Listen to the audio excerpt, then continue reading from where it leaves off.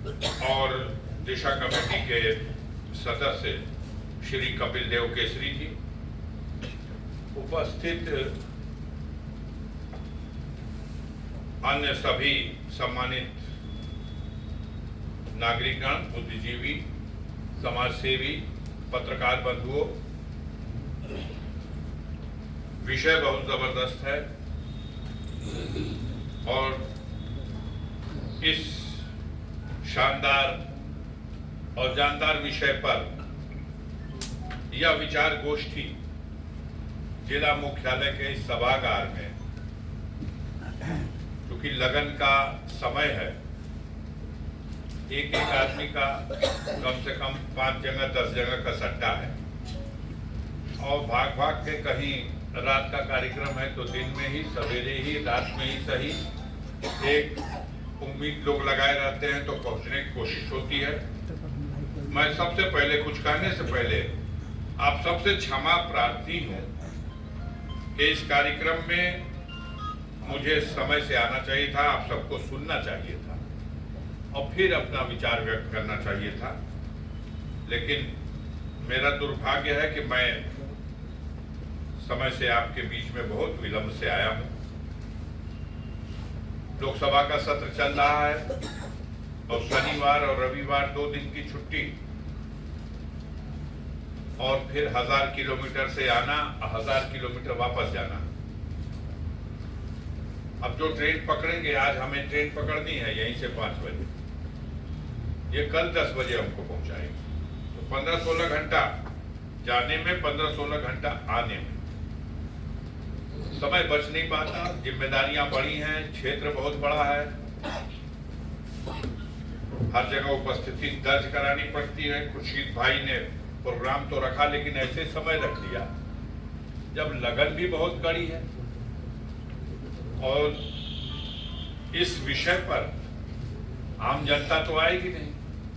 ये तो जो समाज के बुद्धिजीवी और बहुत ही प्रखर लोग हैं और उन्हीं लोगों का सबसे ज्यादा सट्टा है, उन्हीं को तो लोग बुला रहे हैं, आइए हमारे यहाँ।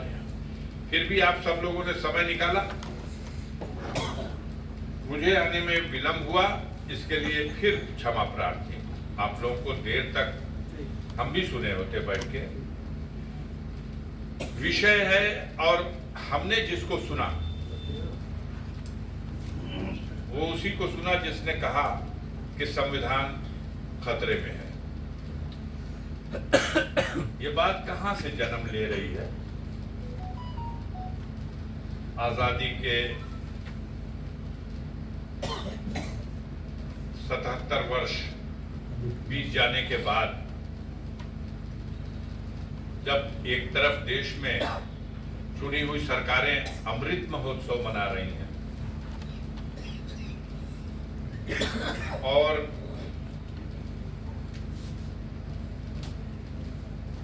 दो महीना पूर्व संविधान 26 जनवरी 1950 संविधान हमारा 26 जनवरी को व्यवहार में आया, लेकिन संविधान सबमिट हो गया था 26 नवंबर को, 25 नवंबर को। ये 2 महीना बाकी प्रक्रिया में 1950 से और आज का देखा जाए तो 75 साल तो हो चुका है। लेकिन क्या परिस्थितियां ऐसी पैदा हुई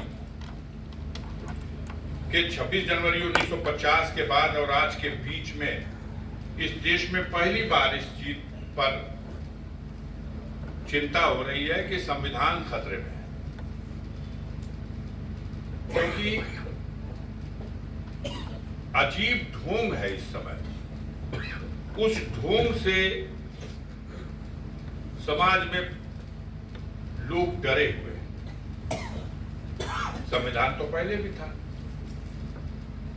जब लागू हुआ तब से है, लेकिन ये सवाल आज, क्योंकि आज ढोंग हो रहा, संविधान को उसका उचित स्थान नहीं मिल पाता। देश में लोकतंत्र का जो सबसे बड़ा मंदिर है वो है संसद भवन, और संसद भवन के सबसे ऊंची कुर्सी पर विराजमान है लोकसभा का अध्यक्ष, जो देश भर से चुने हुए 543 लोकसभा के सदस्यों के मत से उस पद पर बैठाया जाता है। सर्वोच्च पद, सर्वोच्च सदन, और उस पद पर, उस चेयर पर बैठने वाला जो लोकसभा का अध्यक्ष है, माननीय लोकसभा के अध्यक्ष जी, उनके आसन के पास नए संसद भवन में 1 मीटर की दूरी पर जो प्रतीक चिन्ह स्थापित किया गया है वो वजह बन गई डरने की। शायर की कविता में संविधान खतरे में, नए संसद भवन के उस हाल में जहां सारे देश के चुने हुए संसद सदस्य बैठे हैं और उनके बीच से जो एक व्यक्ति अध्यक्ष के आसन पर बैठा है और सर्वोच्च आसन पर बैठे हुए व्यक्ति के जस्ट दाहिने हाथ पे सबसे ऊंचे स्थान पर अगर कोई प्रतीक, कोई चिन्ह है तो वो लोकतंत्र का नहीं, वो देश में तानाशाही का प्रतीक चिन्ह है। राजदंड स्थापित किया गया है। ये राजदंड तब था जब देश में संविधान नहीं था। उस राजदंड की पूजा और उसका स्थान, सर्वोच्च स्थान उसको तब था जब उसी राजदंड के बल पर देश चलता था। आज तो संविधान के बल पर देश चल रहा है। आज तो संविधान के रास्ते से देश चल रहा है। देश की जनता के सामने तो सबसे उच्च स्थान पर उस सदन में भारत के संविधान को स्थापित होना चाहिए था। तो मेरा मानना है कि इस तरह का सवाल नहीं खड़ा होगा। आप राजदंड पहले से भी नहीं स्थापित था, पहली बार स्थापित किया गया। और संविधान के लिए संविधान दिवस सड़कों पर हम दौड़ेंगे। हम क्या कर रहे हैं? हम संविधान दिवस मना रहे हैं। तो जब धूम होने लगता है तो ऐसा शायर, बुद्धिजीवी डरता है, और उस खतरे का आभास जब उसे होता है तो समाज को बताता है, समाज को जगाता है। मैं धन्यवाद देना चाहूंगा अपनी शायरी के माध्यम से। आपने यह बिंदु उजागर किया, उसमें जितना स्पष्ट था मैंने उसकी व्याख्या कर दी। चिंता का तो विषय है, लेकिन इस चिंता के विषय के समाधान की दिशा में भारत के हर नागरिक का कर्तव्य है कि वो चिंता करे। सिर्फ आपकी शायरी में चिंता हो, मंचासीन लोगों के वक्तव्यों में चिंता हो, यह समाधान नहीं है। पूरे देश में आम जनता के मन में भय समा गया कि लोकतंत्र में चुने हुए प्रतिनिधि सरकार बनाएंगे, लेकिन प्रतिनिधियों को चुनने के लिए जो सिस्टम बनाया गया ईवीएम मशीन का, उस ईवीएम मशीन पर भारत के नागरिकों को विश्वास नहीं। हमने चुनाव के दौरान इस सवाल पर लोगों के बीच में पूछा। शायद किसी सवाल पर 10-20% लोगों का, 50%, 60% लोगों का समर्थन में हाथ उठता था, लेकिन अगर गरीब जनता में, गांव के बीच में, किसानों, मजदूरों के बीच में, व्यापारियों के बीच में, छात्रों, नौजवानों के बीच में जब यह सवाल पूछा जाता था कि देश में चुनाव ईवीएम मशीन के माध्यम से उचित है या बैलेट पेपर की पुरानी व्यवस्था लागू किया जाना उचित है? तो मेरे दृष्टि जहां तक जाती थी, मुझे ऐसा लगता है 95% लोग दोनों हाथ उठा के इस बात का समर्थन करते थे कि ईवीएम को हटाना चाहिए और बैलेट पेपर का और मत देने का वही पुराना, मुहर लगाने का वही पुराना तरीका वापस लाना चाहिए। इसलिए संविधान खतरे में है। आज जब चुन के जाने वाले लोग सही ढंग से चुने ही नहीं जाएंगे, तमाम तरह के संविधान विरोधी कार्य किए जाने के रास्ते वहीं से खुल जाएंगे। अब कैसे ये हो रहा? इतने लोग हम लोग बैठे हैं, एक आदमी भी इससे सहमत ना हो तो मुझे कहिएगा कि आपकी बात से मैं सहमत नहीं हूं। देश में लोकतंत्र की व्यवस्था में एक तरफ विधायिका है, जनता से चुने हुए प्रतिनिधि, दूसरी तरफ न्यायपालिका है और तीसरी तरफ कार्यपालिका है। यही तीन स्तंभ है जिस पे लोकतंत्र खड़ा है। चुने जाने का रास्ता जनप्रतिनिधियों के, उसका जो सिस्टम है उसमें खोट है। उस सिस्टम को लागू करने वाली जो संस्था है, कितना बेहतरीन प्रश्न है, इसको समझ लीजिए। पूरे लोकतंत्र में कितना बड़ा खतरा पैदा हो चुका है, संविधान के रहते हुए इसका आभास हो जाएगा। देश के तीन स्तंभ जिस पर लोकतंत्र टिका हुआ है, उसमें से एक स्तंभ है न्यायपालिका। और न्यायपालिका ने कहा इस देश में सवाल उठ रहे हैं चुनाव पद्धति पर। चुनाव कराने वाली संस्था की जिम्मेदारी है कि नागरिकों का विश्वास बना रहे इस सिस्टम पर। तो जो संस्था चुनाव कराएगी, उस संस्था में जो सर्वोच्च पदों पर बैठने वाले लोग हैं, उनके चुनाव को निष्पक्ष और निश्चित रूप से पारदर्शी और ऐसे रास्ते से होना चाहिए जिस पर दुनिया भरोसा करे। उन्होंने सुझाव दिया, उन्होंने रास्ता बताया, उन्होंने आदेश पारित कर दिया। क्या आदेश पारित किया? आदेश पारित किया कि भारत निर्वाचन आयोग 3 सदस्यों पर आधारित है।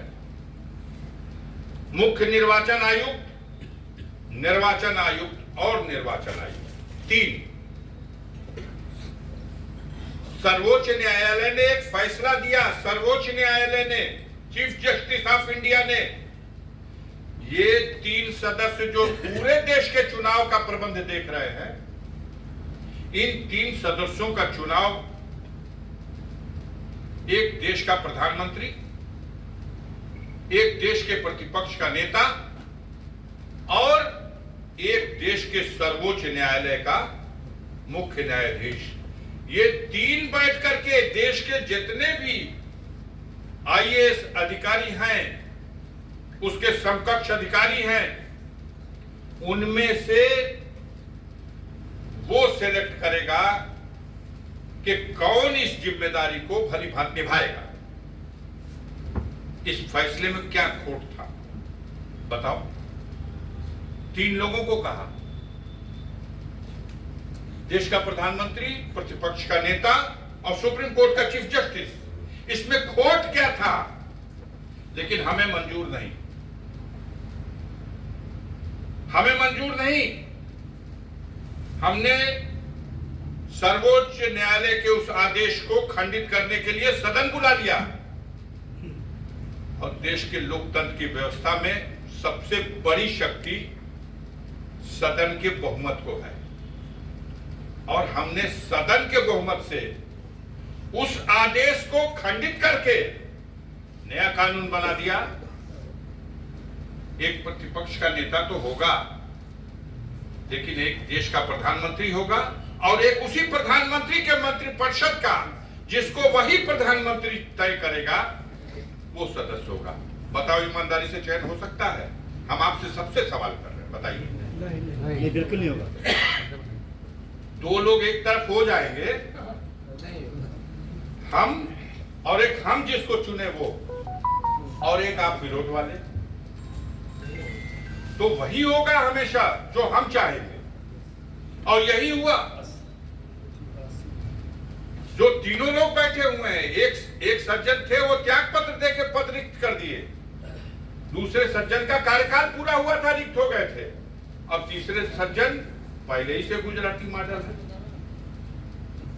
अब सवाल इस बात का है कि जब तीनों भारत के निर्वाचन आयुक्त, लोकतंत्र की व्यवस्था की लगाम पकड़ने वाले,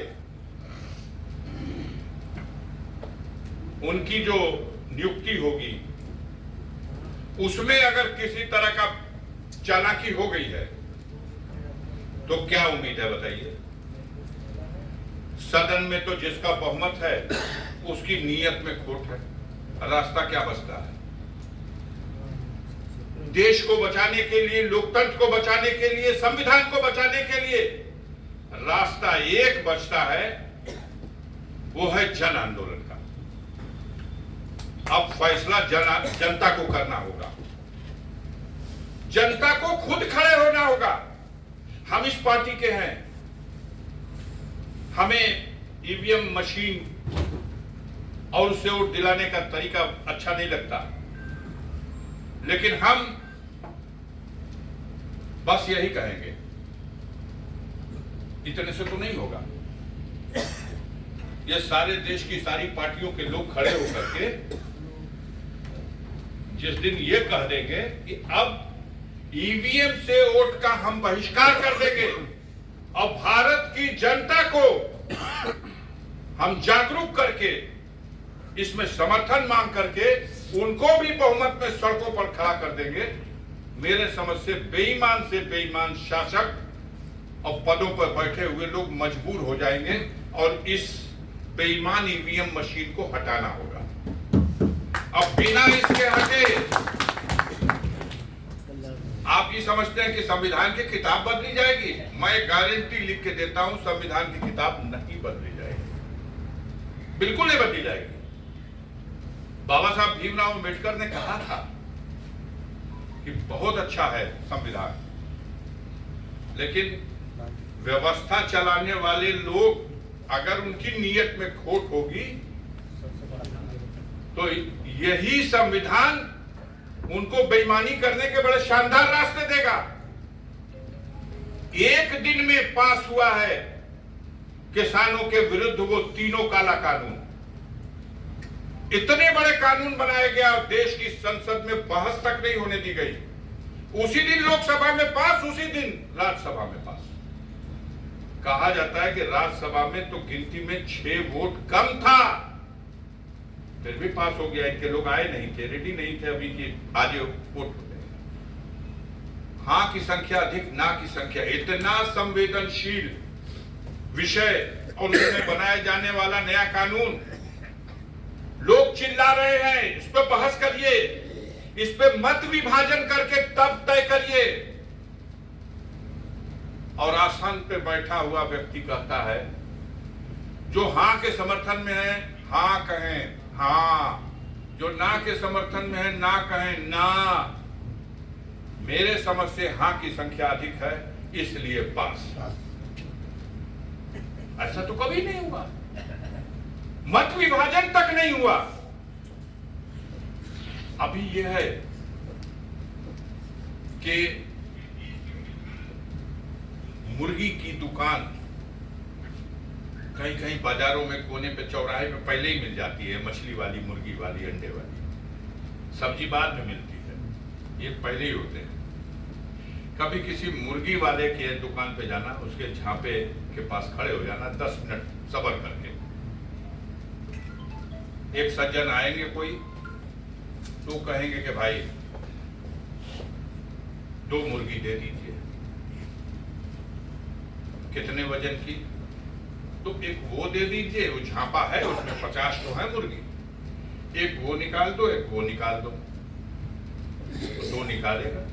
और जब वो पकड़ने को हाथ डालेगा जहां पे, तो खड़बड़ खड़बड़ पूरा पूरा दरबा जो है हलचल हो जाएगी। कोई कूदेगा, कोई उछलेगा, कोई चिल्लाएगा, लेकिन ज्यों एक को पकड़ के बाहर ले लेगा फिर शांति हो जाएगी। इसको दिखाएगा यही ना, हाँ। फिर दूसरे वाला वो है, उसको खींच लाया, दोनों बाहर आ गए, दोनों का काम हो गया। उसकी परें डिब्बे में डाल दी गई और उसने थोड़ा सा दाना उसमें डाल दिया। सब मुर्गी अपनी चोट जमीन में दाना चुनने लगी। वो 2 गए बैकुंठ में। थोड़ी देर के बाद कोई दूसरा आया, कोई देर के बाद तीसरा आया। फिर उसने एक पसंद किया तो एक, कोई 3 पसंद किया तो 3, टांग पकड़ के जिसको खींचा। जितनी देर खींचने में लगे उतनी देर खड़बड़ खड़बड़ खड़बड़ खड़बड़, चीखना चिल्लाना सब होता है, फड़फड़ाना भी होता है। लेकिन जहां वो दरबे से बाहर, उसका तो काम खत्म, और उधर सारे लोग दाना चुनने लगते हैं। ये दृश्य देखिएगा और उस पर सोचिएगा, इस देश में यही हो रहा है। जिसको पकड़ के खींचा जा रहा, थोड़ी देर के लिए तो अगल बगल के पड़ोस में खड़बड़ खड़बड़, लेकिन जब वो गया तो समाज में सन्नाटा। लेकिन याद रखिए कि उस मुर्गे का झांपा लगाने वाला जो है, उसकी नीयत 2, 3, 1 की नहीं है। वो तो सबका नंबर आना है। जब नंबर आएगा तब चिल्लाओगे कि अरे हमरो गोड़वा खिंचाता, और नहीं तो बाद में जब तक दाना चुनते रहिए। खींच ले जाएगा सबको और सबका वही अंजाम होना है। इसलिए जरूरी है कि बाबा साहब भीमराव अंबेडकर की उस शिक्षा पर अमल करिए, संगठित होइए, एक होइए और अन्याय के खिलाफ देश में लोकतंत्र की व्यवस्था बनी रहे, इसके पक्ष में, संविधान के रास्ते से देश चले, इसके पक्ष में। वो सिंगूर जो राजदंड खड़ा है उसे हटा करके उस स्थान पर देश के संविधान को स्थापित किया जाए, इसके पक्ष में। मतदान कराने का जो ढंग ईवीएम मशीन से जो रास्ता बनाया गया है, इसको हटा के फिर से बैलेट पेपर की व्यवस्था लाया जाए, इसके पक्ष में। और समाज में फैल रहे उस जहर के विरोध में जो भाई से भाई को लड़ा रहा है, जो रोजी रोटी की समस्या का समाधान करने के बजाय उन छात्रों को पकड़ करके जेलों में ठूस रहा है, जो प्रयागराज जैसी धरती पर संगठित होकर के आंदोलन के लिए खड़े हो रहे हैं। महंगाई चरम सीमा पर है। 400 रुपया किलो लहसुन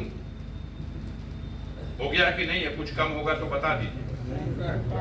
उतना ही है। 400 से पार, 400 से पार, 400 से पार। नारा भी था बाबू 400 से पार, यही नारा था 400 से पार। अभी तो सिर्फ लहसुन है 400 से पार। याद भी जाएगा सर, सब जाएगा 400 से पार, यही गुजराती मॉडल। इसलिए आप सबके प्रति आभार प्रकट करता हूं। काफी देर से आप लोग बैठे हुए हैं और मैं बहुत देर से आया हूं और बहुत और ज्यादा देर तक आपका समय नहीं हम लेना चाहते। आप सबके प्रति आभार प्रकट करते हैं। सब बुद्धिजीवी लोग हैं, समाज सेवी लोग हैं, समाज को दिशा देने वाले लोग हैं। जागरूक किए लोगों को। जन आंदोलन की आवश्यकता पड़ेगी और जन आंदोलन के रास्ते से देश में व्यवस्था परिवर्तन की आवश्यकता पड़ेगी। इन्हीं बातों के साथ अपने संविधान के लिए यह कटिबद्धता कि हमारा संविधान दुनिया का सर्वश्रेष्ठ संविधान है, हम इसकी रक्षा के लिए सब कुछ बलिदान करने के लिए तत्पर हैं और संकल्पबद्ध हैं। हम अपनी बात को समाप्त करते हैं। जय हिंद, जय समाज।